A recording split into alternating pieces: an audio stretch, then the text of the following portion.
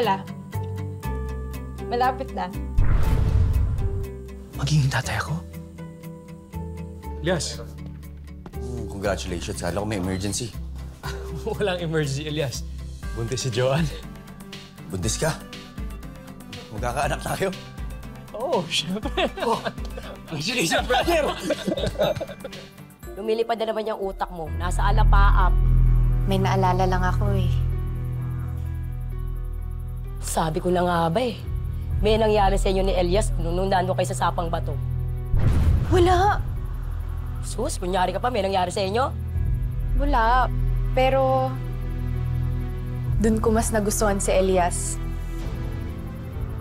Hindi niya ako pinagsamantalahan. Sa totoo nga, nagkalagnat ako dun eh. Tapos inalagaan niya ako. Mas lalo akong humanga kay Elias. Pagkasama ko siya, parang lahat kaya niyang gawin para sa'yo. Matias.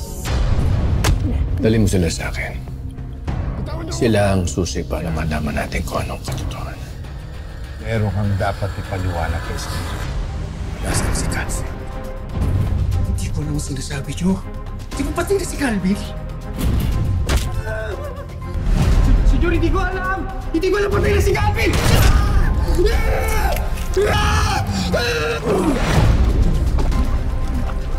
Iwamin ka na kasi, Iho.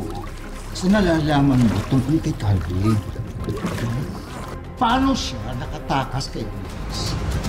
O basta lahat ang pinamili natin, imbak natin sa ref. Total, sa linggo pa naman ang kasal. Sige pa. Halika na. Pag sinuswerte ka naman talaga, sikreto na lumilapit sa'yo. Itatawag ko na to. Nangangati na naman yung kamay ko. Nangangati yung kamay ko.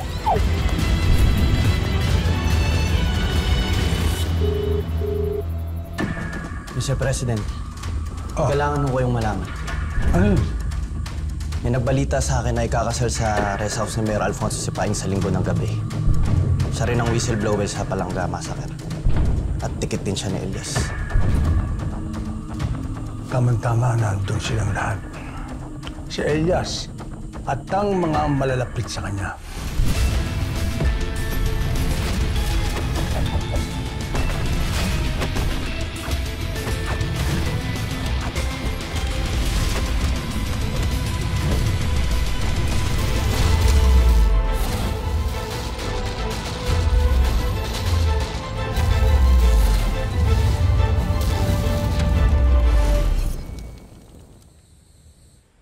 Sa oras na iniisip na nila Elias na pwede na silang magsaya at magpakampante sa kasal ng kaibigan niya si Paeng, susugodin natin sila. Aapoy ang buong kalangitan. Dadanak ng dugo. Walang matitirang buhay sa lahat ng minamahal niya.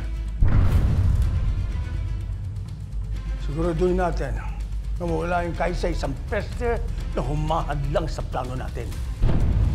Paghaharian natin ang bansang ito.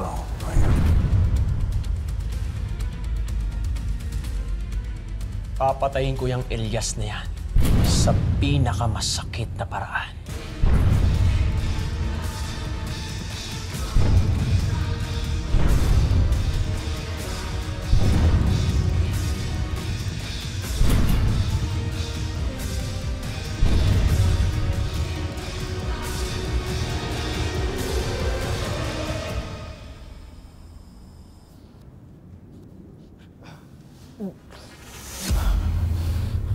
Mas gusto kong mamatay sa pagkaluloko mga kaibigan ko.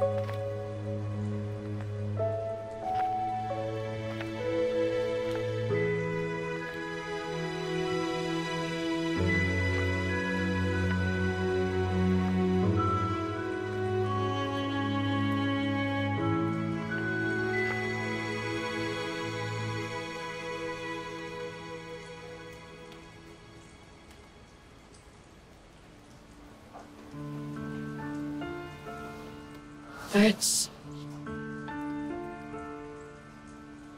Pasensya ka na. Akala ko matigas ako. Akala ko kaya ko.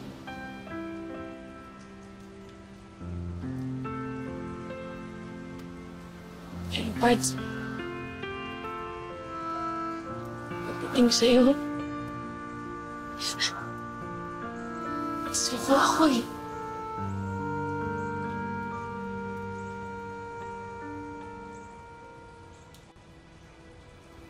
Masadya ka na kung nagselos ako, ah.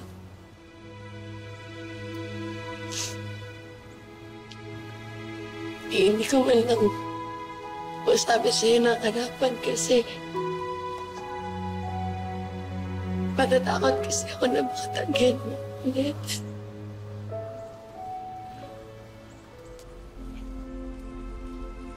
Hindi ko pala kaya muna ka.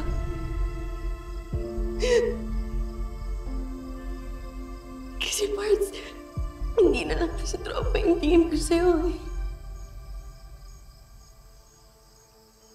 Mahal na kita. Baling lang sa iba yung nararamdaman ko pa rin. Sana maintindihan mo ako, ha? At sana mapatawad mo rin ako. Kasi baka sabihin mo na hindi mo ako gusto kasi may gusto ka na iba.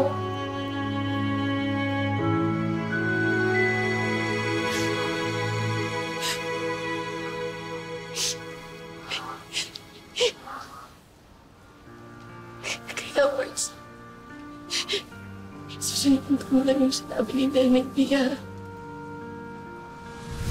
Baka hindi pa lang talaga handa magmahal ang anak ko. Patuloy ka lang magpakita ng pagmamahal sa anak ko.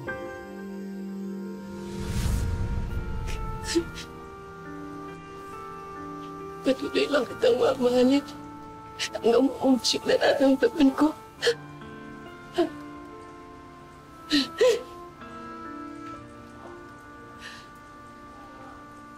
Kasi mahal kita.